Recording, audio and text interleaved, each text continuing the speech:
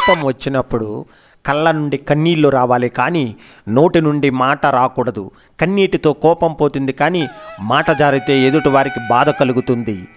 ఏమీ లేకుండా పుట్టి అన్నీ కావాలని పరిగెత్తి ఏది శాశ్వతం కాదు అని తెలిసి ప్రాణం కూడా సొంతం కాదు అని అర్థమై ఏదో ఒకరోజు ప్రపంచాన్ని వదిలి దూరం అవ్వడమే జీవితం. గడిపేసిన కాలాన్ని అడిగితే జ్ఞాపకాలన్నీ ఇస్తుంది. గడుస్తున్న కాలాన్ని అడిగితే ఆనందాన్ని ఇస్తుంది.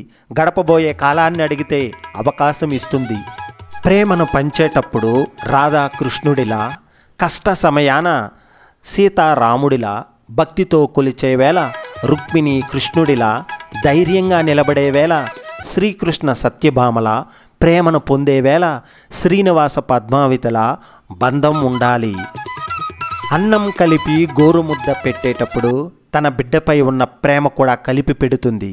ఆ బిడ్డ ఎంతో ఇష్టంగా ఆ ముద్దలు తింటుందో, ఆ బిడ్డ కడుపు నిండుతుందో లేదో కానీ ఆ తల్లి కడుపు ఆనందంతో నిండిపోతుంది. అది అమ్మ ప్రేమంటే, స్త్రీమూర్తి గొప్పతనం అంటే.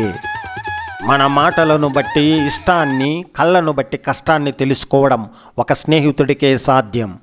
ఓర్పును పాటించు, ఓటమికి చింతించుకు, ఔపోసాన పట్టు, ఔన్నత్యాన్ని వీడకు, అందరితో కలువు, అంధకారాన్ని వీడు, అహర్నిశలు శ్రమించు, అన్నీ జయించు.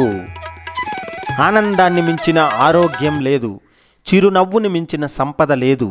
ఎదురు పడితే పలకరించేవారు ఎందరో ఉంటారు కానీ ఎదురు చూసేవారు ఉండటం అదృష్టం. కష్టంలో కదిలి వచ్చేది స్నేహం, నష్టంలో కలిసి ఉండేది ప్రేమ. కష్ట నష్టాల కడలలో కాపలా కాసేది స్నేహంలోని ప్రేమ. బాధ్యతలు ఉన్నప్పుడు స్వేచ్ఛగా బ్రతకడం కంటే బాధ్యతలను భరిస్తూ కష్టంగా బతకడం ఉత్తమమైన గుణం. అబద్ధాలతో, మోసాలతో కీర్తి ప్రతిష్టలను ఎంత గొప్పగా నిర్మించుకున్నా అవి కుప్ప కూలిపోవడానికి ఒక్క నిజం చాలు. అందుకే కష్టమైనా సరే నీతిగా బ్రతకడమే మనిషికి ఉత్తమమైన మార్గం. పరిస్థితిని బట్టి ఆలోచనలు, అలవాట్లు మారితే బాగుంటుంది కానీ విలువలు, వ్యక్తిత్వం ఎప్పుడూ మారకూడదు. పరిస్థితులు ఎలా ఉన్నా నువ్వు నీలా ఉండడమే జీవితంలో సాధించవలసిన గొప్ప విజయం. ఎంత సున్నితమైన దారమైనా తనంతట తాను తెగిపోదు, ఏదో ఒకవైపు లాగనిదే. కట్టుకున్న భార్యను ఎప్పుడూ కంటతడి పెట్టించేవాడు ఎప్పుడూ ఆమెకు భారమే అవుతాడు. కళ్ళల్లో పెట్టుకుని చూసుకునేవాడు మంచి భర్త అవుతాడు. ఒక్కసారి మీ ప్రేమను ఇచ్చి చూడండి, తిరిగి మీ భార్య నీకు అంతకన్నా ఎక్కువ ప్రేమ పంచుతుంది. నువ్వు ఎవరినైనా మోసం చేయగలిగావంటే దాని అర్థం మోసపోయిన వారు చేతకాని వారిని కాదు, నీ స్థాయికి మించి వారు నిన్ను నమ్మారనే అర్థం. బంధాన్ని దారంతో బంధిస్తే నిలబడదు, బాధ్యతతో ప్రేమిస్తేనే కలకాలం నిలబడుతుంది. ఏడవడం తప్పు కాదు, ఆడదాని కన్నీటిని చూసి కూడా జాలిపడని ఒక మగాడి కోసం ఏడవడం తప్పు. అది ప్రేమికుడైనా సరే, మొగుడు అయినా సరే. కోపంలో ఉన్నప్పుడు కసురుకోవడమే కాదు, అలిగినప్పుడు బుజ్జగించడం కూడా వచ్చి ఉండాలి. చేతిలో ఉన్నప్పుడు తెలియని విలువ చేయి జారినాక తెలుస్తుంది. అది వస్తువైనా, ప్రేమైనా, స్నేహితుడైనా సరే. కుటుంబంలో ఎన్ని గొడవలు ఉన్నా ఆ సమయంలో భర్త పరువు నిలబెట్టాల్సింది బాధ్యత భార్యది. భార్యను చులకనగా చూడకుండా గౌరవించాల్సిన ధర్మం భర్తది. అదృష్టం అంటే అందం, ఐశ్వర్యం, ఆస్తి ఉన్నవాళ్ళు మన జీవితంలోకి రావడం కాదు, అర్థం చేసుకునే వాళ్ళు రావడం నిజమైన అదృష్టం.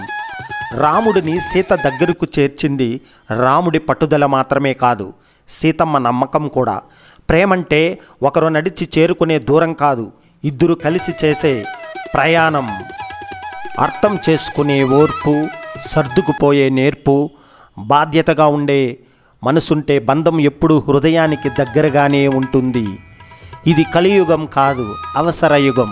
తినేటప్పుడు విస్తరాకు అంటారు, తిన్న తర్వాత ఎంగిలాకు అంటారు. అలాగే అవసరం ఉన్నప్పుడు మనవాడు అంటారు, అవసరం తీరాక తెలిసినవాడు అంటారు. ఆరోగ్యంగా ఉండే శరీరం, ప్రశాంతంగా ఉండే మనసు, ప్రేమ నిండిన గృహం ఇవన్నీ కొందామంటే దొరికేవి కావు. నీవు నీ సత్ప్రవర్తనతో సంపాదించుకోవలసిందే. నాది అని మనస్ఫూర్తిగా స్వీకరించిన తర్వాత ఏ కారణం చేతనైనా ఎన్ని కష్టాలు వచ్చినా సరే ఆ బంధాన్ని వదులుకోవద్దు. అది స్నేహమైనా ప్రేమైనా. అభిమానం అనేది కొంటే వచ్చేది కాదు, మనసులో ఉంటే వస్తుంది. అది మరణం వరకు అలాగే ఉంటుంది. మాటి మాటికి మార్చడానికి అది టీవీ రిమోట్ కాదు. ఒకరు బాగా చదువుతున్నా, మనకన్నా బాగా రెడీ అవుతున్నా, ఒకరితో ఒకరం పోటీ పడే మనం ఒకరికి మంచి చేయడానికి కానీ, మనల్ని అమితంగా ప్రేమించి అభిమానించే వారి పట్ల ఎందుకు పోటీతత్వం పెంచుకోము? అంతకంటే ఎక్కువ అభిమానం ఎందుకు చూపలేము? నోరారా పిలిస్తే మనసారా ఆనందిస్తాం. మనసారా ఆనందించామంటే మన గుండెల్లో నింపుకుంటాం. ఆత్మీయత అవధులు దాటి వస్తే పిలుపులు మన హృదయాన్ని తాకుతాయి. మన ఇష్టాన్ని విలువిచ్చే మనస్సులకు గౌరవం ఇవ్వాలి. మనల్ని గౌరవించే మనసుల ఇష్టాలకు విలువ ఇవ్వాలి. నాకు తెలిసిన భాషలో ప్రేమ అన్న, అభిమానం అన్న ఇదే. ఖాళీ జేబు మనిషి తన జీవితంలో ఎదగడానికి కావలసిన కసిని ప్రేరేపిస్తే, నిండైన జేబు మనిషి పతనానికి కావలసిన అన్ని మార్గాలకు దారి చూపిస్తుంది. అందరూ కావాలంటే నిన్ను నువ్వు వదులుకోవడానికి సిద్ధపడాలి. నీకు నువ్వు కావాలంటే ఒంటరిగా ఉండటం అలవాటు చేసుకోవాలి.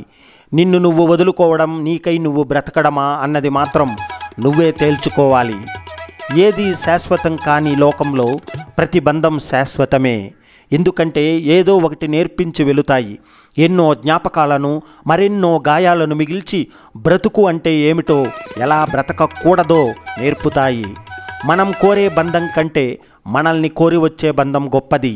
ఏ బంధమైనా అవసరంతో కాకుండా ఆప్యాయతతో ముడివేస్తే ఎప్పటికీ నిలిచి ఉంటుంది.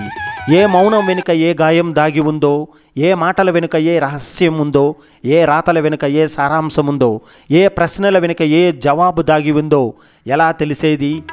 ఎవరు తెలిపేది? గతం అనేది లేకపోతే గమ్యం ఎక్కడిది? బాధ్యత అనేది లేకపోతే బ్రతుకుకి ప్రయోజనం ఏముంది? అందరిలా పుడతాము, అందరిలానే చస్తాము. నీకంటూ విలువ ఏముంది? నీకంటూ ఒక లక్ష్యం ఉండాలి. అది నువ్వు చచ్చినా బ్రతికేటట్టుగా, నలుగురు మెచ్చేటట్టుగా ఉండాలి. నీ స్థానం ఎప్పటికీ అలానే ఉండాలి. నీ పట్టుదలను చూసి నేను మార్చలేనంటూ మర్చిపోవాలి. ఈ లోకం, ఈ విధి సైతం నిన్ను గెలవలేక నీ ముందు తల వంచాలి. నేను గెలిచానన్న భ్రమలో పడి ఒంటరితనం కూడా ఓడిపోవాలి. నిన్ను అణిచివేయాలనుకున్న ఆలోచనలే నీకు ఆయుధాలుగా మారాలి. నీపై పడ్డ నిందలు వాటికి అవి నిరూపించుకోలేక నిట్టూర్పు విడవాలి. నీకు చేయూతనివ్వలేని ఈ సమాజం నీ ఆవేశానికి తల వంచాలి. బాధలో ఉన్న ప్రతివారు బలహీనులు కాదు. ఆ బాధ నుంచి బయటపడని ప్రయత్నం చేయని వారు మాత్రమే బలహీనులు. కొందరికి వాదించడమే బలం, మరికొందరికి మౌనమే ఆయుధం. కొందరికి కన్నీరే నేస్తం, ఇంకొందరికి చిరునవ్వే సమాధానం. చూసే వాటిని బట్టి వేసే ప్రశ్నలు నీకు ఎదురవుతాయి. కానీ ప్రతి ఆలోచనకు నువ్వే సమాధానం చెప్పాలి. సమాధానం సమాజానికి చెప్పడం కంటే నీ అంతరాత్మకు చెప్పడం చాలా కష్టం. నటించేవారు, నమ్మించేవారు ఏమీ కోల్పోరు.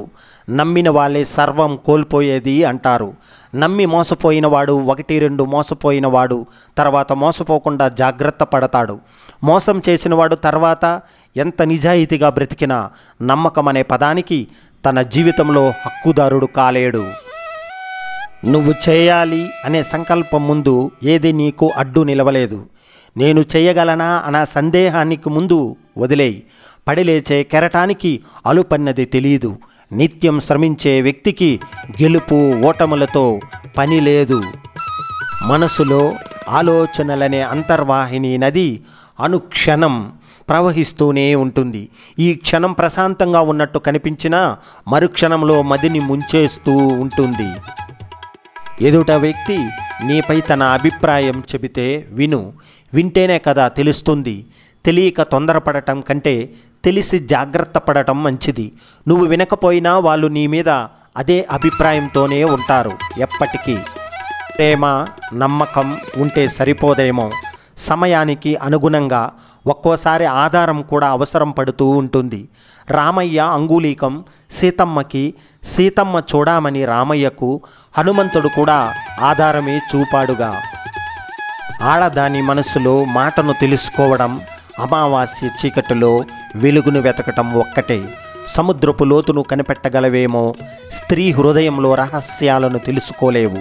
తను నివురు కప్పిన నిప్పు కాదు, దేన్నైనా దహనం చేయగల అగ్నిహోత్రం.